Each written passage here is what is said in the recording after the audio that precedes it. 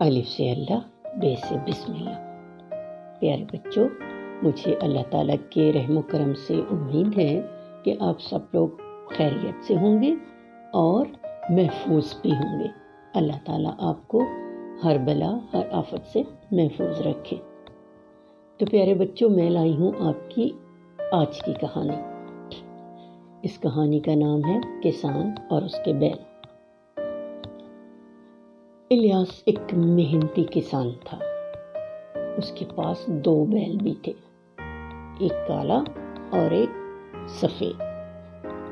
الیاس کو اپنے بیلوں سے بہت محبت تھی، کیونکہ وہ سارا دن اس کے ساتھ کھیتوں پر کام کرتے تھے اور اچھی فصل اگانے میں اس کی مدد کرتے تھے۔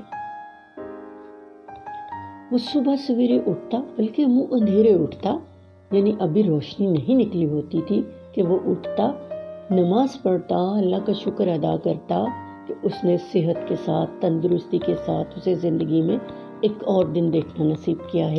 وہ صبح اٹھ کر ناشتہ کرتا اور عام کسانوں کی طرح وہی سیدھا سادہ ناشتہ کرتا کہ لسی کا ایک گلاس پیتا اور ان کے ساتھ ایک سوکھی روٹی کھا لیتا۔ گاؤں کی خوراک تو ایسی ہی سیدھی سادی ہوتی ہے نا بچوں۔ اس کے بعد وہ اپنے بیلوں کو تھان سے کھولتا۔ تھان مطلب جہاں بیلوں کو باندھا جاتا ہے، جانور کو جہاں باندھتے ہیں اس جگہ کو تھان کہتے ہیں۔ بیلوں کو ان کے تھان سے کھولتا اور لے کر کھیتوں کی جانب چل پڑتا۔ کھیتوں میں پہنچ کر وہ بیلوں کو ہل میں جوتتا اور زمین کی تیاری شروع کر دیتا اور سارا دن بیلوں کے ساتھ محنت سے کام کرتا۔ کھیت تیار ہو جاتے تو وہ اس میں بیج بوتا، پانی لگاتا اور پھر اللہ کے فضل و کرم سے فصل اگنے کے انتظار میں ہوتا۔ بچوں، ہر چیز کو، انسان ہو یا جانور، اسے کام کے ساتھ ساتھ تھوڑا بہت آرام بھی چاہیے۔ آپ یہ نہیں کر سکتے کہ آپ مسلسل کام کرتے چلے جائیں اور آپ کے کام کی جو معیار ہے وہ متاثر نہ ہو۔ اب بیل تو بیچارے بے زبان جانور تھے، وہ تو منہ سے نہیں کہہ سکتے تھے نا کہ وہ تھک گئے۔ الیاس بہت محنتی اور محنت کش اور جفاکش آدمی تھا۔ وہ تو سارا دن بغیر تھکے محنت کرتا تھا، لیکن بیل بیچ بیچ میں تھک بھی جاتے تھے، اور جب وہ تھک جاتے تو پھر وہ اڑنے لگتے، مطلب وہ رک رک کر چلتے۔ وہ انہیں چلانے کی کوشش کرتا تو کبھی ایک بیل رک جاتا، کبھی دوسرا رک جاتا۔ الیاس ویسے بہت اچھا انسان تھا، لیکن کبھی کبھی سے غصہ آ جاتا، بہت زور سے آتا۔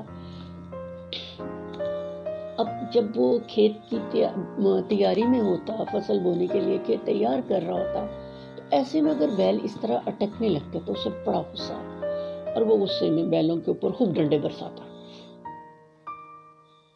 بیلوں کو اس بات پر اور غصہ آتا، انہیں برا لگتا۔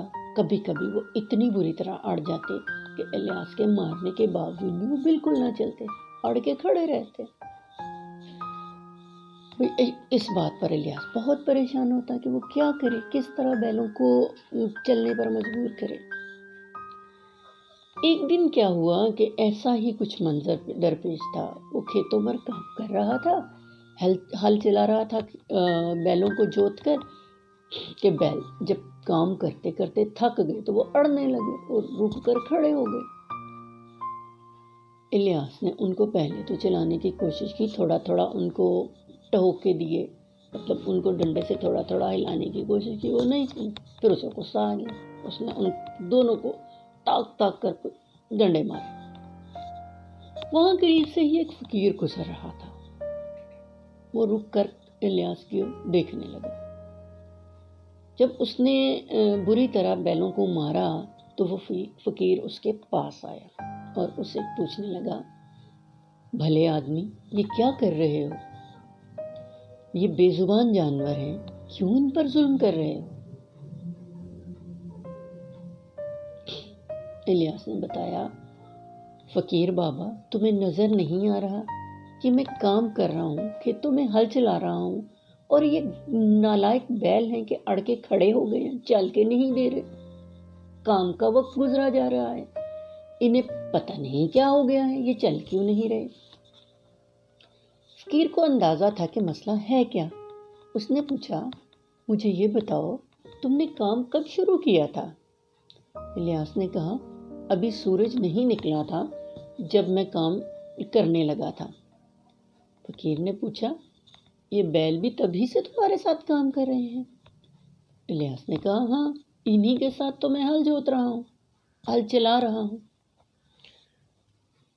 فقیر مسکرایا۔ اس نے کہا، بھلے آدمی، تم تو شاید لوہے کے بنے ہو کہ تمہیں تھکن ہو ہی نہیں رہی۔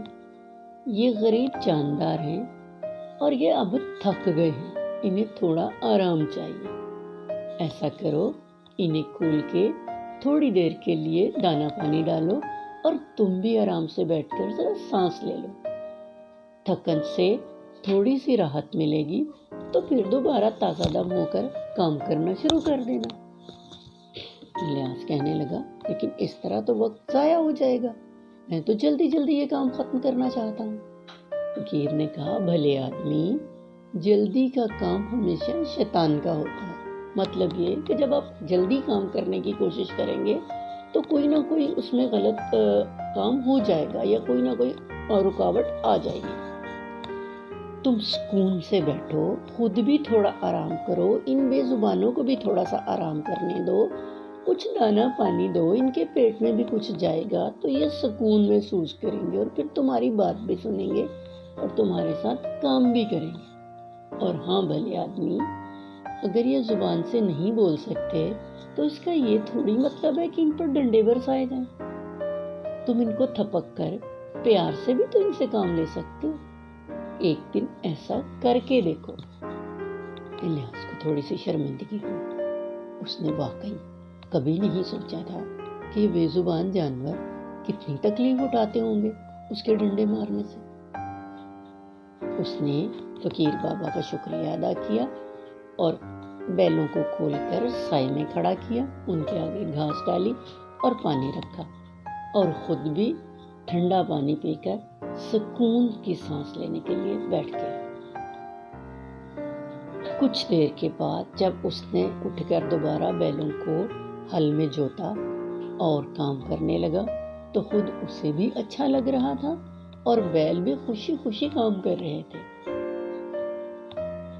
اس دن سے الیاس نے یہ طے کیا کہ وہ جب کام کر رہا ہوگا تو 2-4 گھنٹے کے بعد کچھ دیر کے لیے آرام ضرور کرے گا اور اپنے بیلوں کو بھی آرام کرنے دے گا اور انہیں مارے گا نہیں، انہیں آرام سے تھپک کر پیار سے ان سے کام لے گا۔ بچوں، جانوروں کو بھی محبت کرنا اچھا لگتا ہے۔ آپ ان سے پیار سے پیش آؤ گے تو وہ بھی آپ سے محبت کریں گے اور آپ کا کام خوشی سے کریں گے اور آپ کو نقصان نہیں پہنچائیں گے۔ ہمیں بے زبانوں پر کبھی بھی ظلم نہیں کرنا چاہیے اور نہ ہی ان کی طاقت سے بڑھ کر ان سے مشقت لینی چاہیے۔ تو پیارے بچوں، یہ تھی ہماری آج کی کہانی۔ مجھے امید ہے آپ کو پسند آئی ہوگی۔ میرے بچوں، کہانی پسند آئے تو لائک کرو، چینل کو سبسکرائب کرو تاکہ آپ ہمارے ساتھی بنیں